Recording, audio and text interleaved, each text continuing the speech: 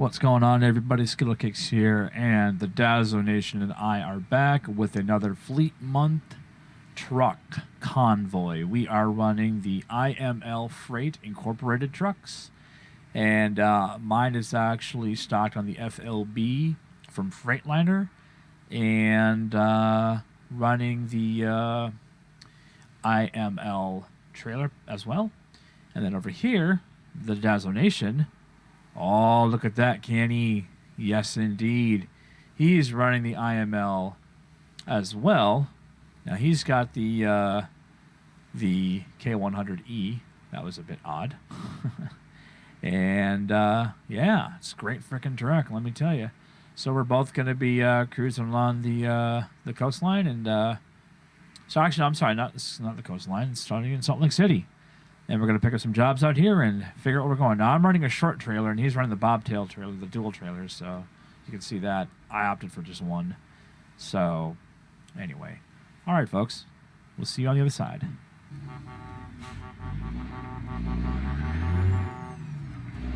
I'm turning a corner. I can't honk back at you right now. I'm in the... There we go. Now I can. See, that's a man's horn right there. Turn left. You want a man's horn?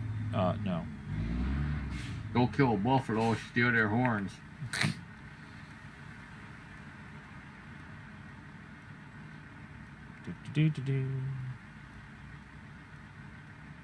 You know, I didn't look what time it was.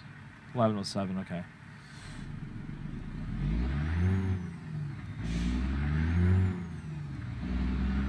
So we got 38,660 pounds worth of waste. Ordered the UPS. Oh, I like it. That's interesting. Well, that kind of makes sense. Yeah. Considering the amount of shits that's in there. Uh-huh. No pun intended. We gotta take all the turds.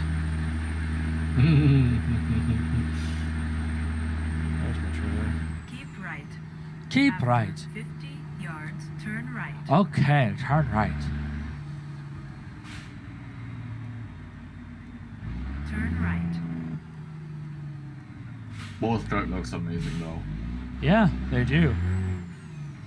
Though, in reality, I am not a fan of green. Not even John Deere green, which is almost what this truck reminds me of. How dare you say that? Oh, please. I can say what I want. Okay, looks like the second exit is what I gotta take.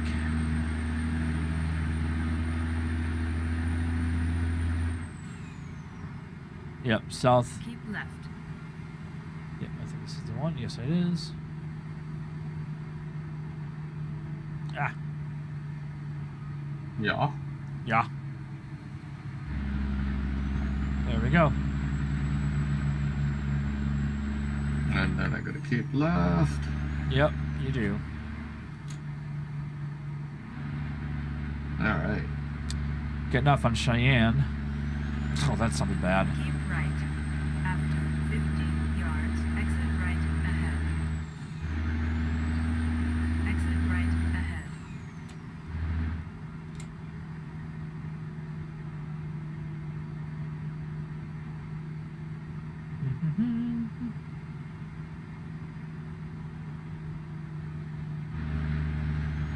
So I have been spending so many hours building my company fleet. I now own 22 trucks, 19 trailers, and I believe now every truck has a driver except for like 2 vehicles, which are basically the ones I custom built for myself. Damn. Yeah. I don't like how these cars zipper in front of you as opposed to behind you. Very annoying.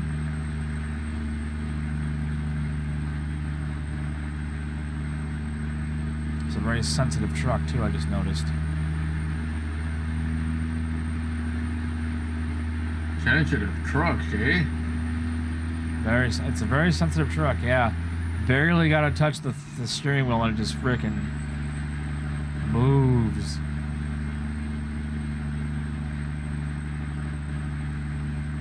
So they got to a flat zone, I gotta set my cruise control. There we go. Come on, baby.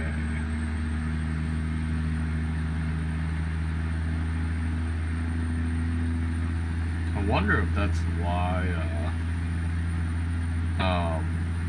my ATS was crashing in Montana. Oh, because the files are missing? Maybe. Oops. Well, I'm curious now. No, that is 70. But welcome everybody to another ATS Fleet Month live stream. Geese. This is the Interstate motor lines based out of Salt Lake City. Yeah, I just call it IML. Gee, what's up, man? How you doing? Ah. Can't drive. Rocking the K100E. Skittles is rocking the Freightliner FLB. FLB. Uh-huh. Sorry, I had to one-hand that because I was literally trying to fix my microphone so it was closer to my mouth, and I'm all over the road. I am all over the road. Are you drunk yet? Not so drunk as you think I am. Are you? You're not drunk on love yet? With your wifey? High in life, man. High in life. What a great game that is, by the way. Even though I never watched Rick and Morty, just the development of that game is absolutely hysterical. The one-liners, the freaking... just everything is amazing, but it has way too high of a price for an indie game. Yep. But I think it's because it was created by a very popular duo. You know, the people behind Rick and Morty, so I'm sure because their popularity was so huge, they can get away with it.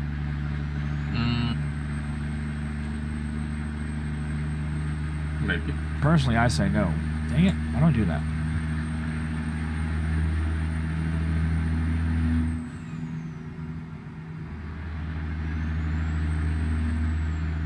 To be honest, indie games shouldn't cost more than half that price.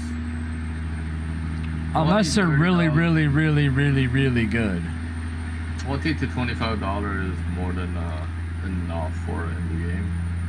Yeah. But apparently if you have an Xbox and you've got the pass, you get the game for free. Nah, you mean you still gotta pay the game? You still gotta pay for it? Yep. Nothing is free, that's folks. That's not free. That's not free. Nope. People seem to think it is, though. Yeah. I sort of gave up on that console life much. Yeah. I haven't played console since early 2000s when I had a PS2 thin version. Now my girlfriend, she's a massive console player. She loves it, but although she's been getting more into PC now, that she actually has one that I built for her, and then she's got a better graphics card now, so she's able to enjoy all the things. Well, don't get me wrong. I love PC for certain PC games, especially if you're a big sports fan. You don't get like baseball in the PC, which is sad. Well, there's some games that are. Yeah, some baseball games are. It's not the official ones, like MOB, the show. Yeah. Which is sad. I mean, if you can get Madden on PC, why can't you get MLB or? I think you can actually do basketball from 2K. Yes, 2K, obviously 2K will. Yeah, they're gonna be on PC. But I mean, most everything started off on console anyway. I mean, like the big gaming craze was all console. Mm-hmm. I mean, I'm not including like arcades and tabletop or the cocktail versions, but I am talking like Atari and eventually Nintendo, ColecoVision, all that stuff.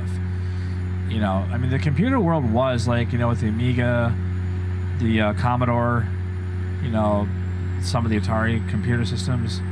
You know, they were gaming units, but they weren't like. There was something special about things like Nintendo. Paula. Ah, God, I gotta stop doing that. Oh my God. So I got really pissed off about that, and then I had to wait until I think it was just before Christmas. I had to buy another PS2, which is the slim version. Yeah, that's the version I bought. I got mine for $120 at Target.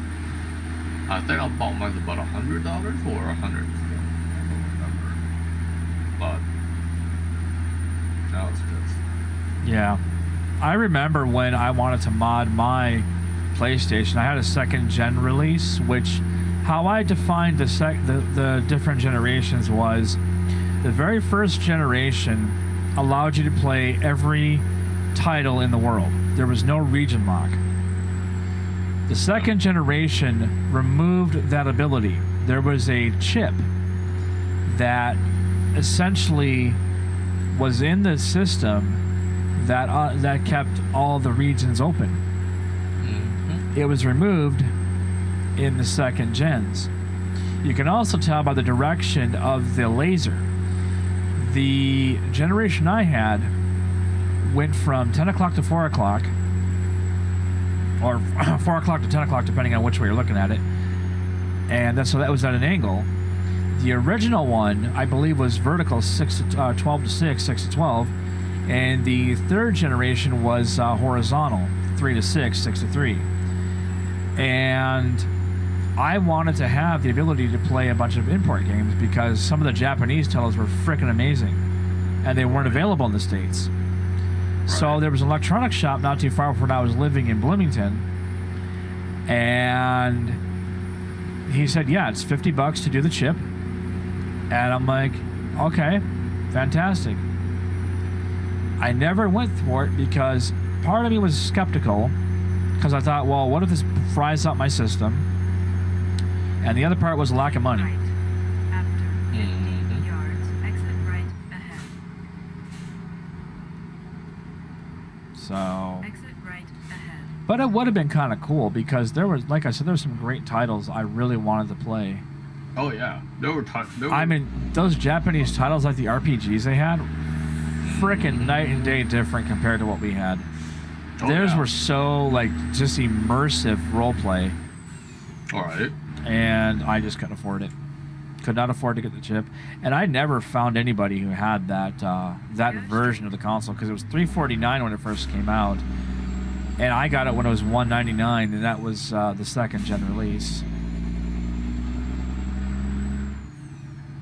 So, anyways,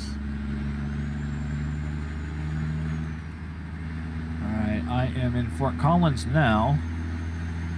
You shouldn't be too far behind. Oh, you're right behind me. Is that you behind me? No. no, well, I'm not too. I shouldn't be too far. No, you shouldn't be too far. Go straight.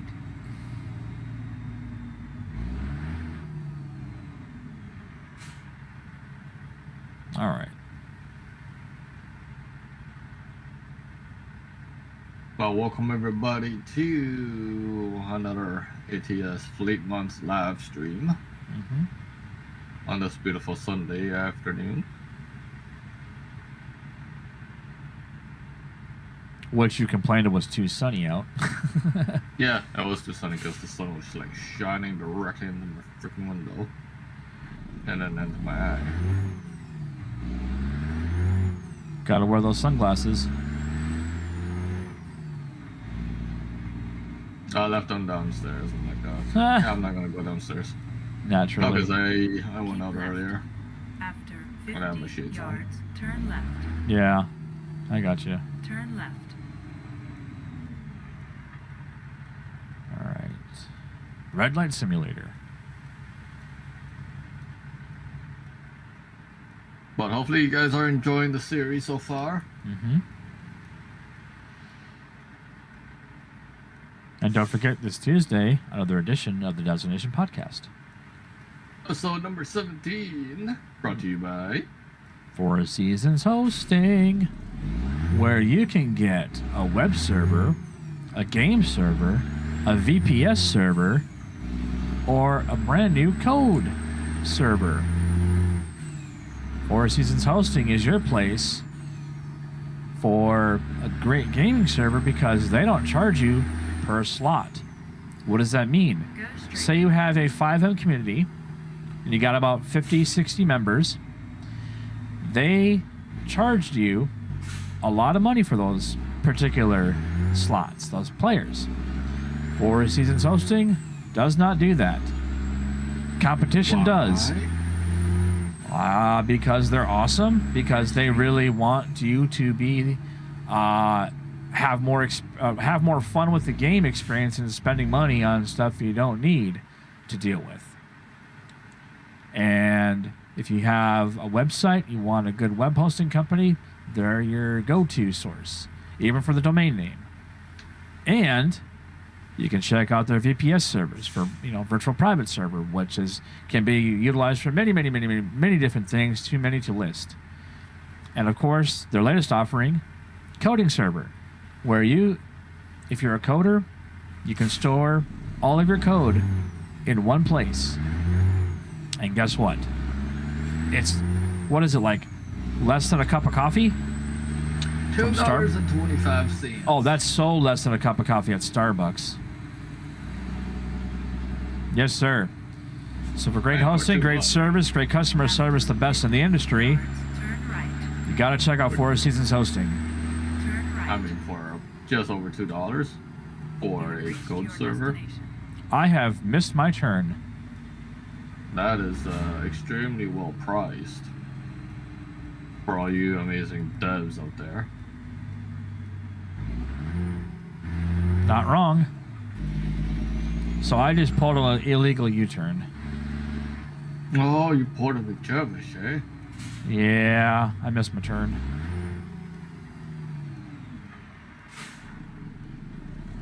I only missed it by a little bit, but I still had to turn around.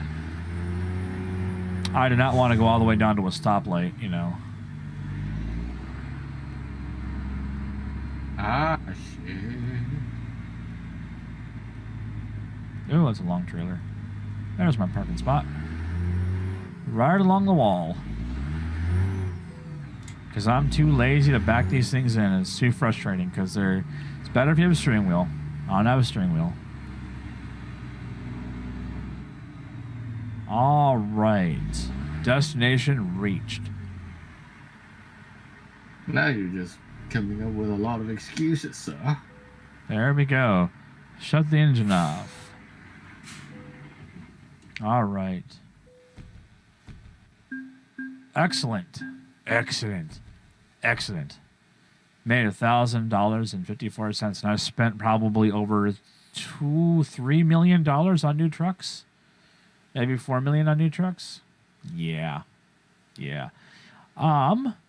That's going to do it for us on this episode of Fleet Week, Fleet Month, whichever way you want to look at it. Be sure to like, subscribe, share the videos, comment below, and remember, you are awesome.